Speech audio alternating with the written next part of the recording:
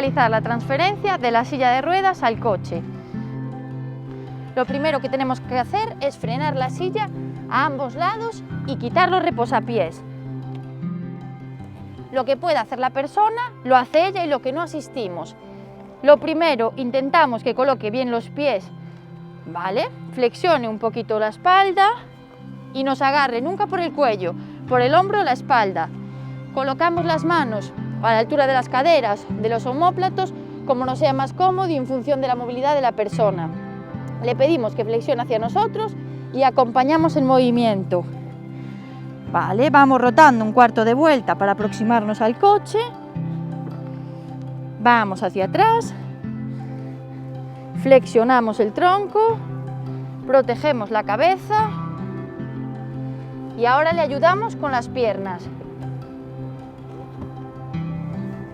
Muy bien, una vez dentro del vehículo, le ayudamos con el cinturón de seguridad.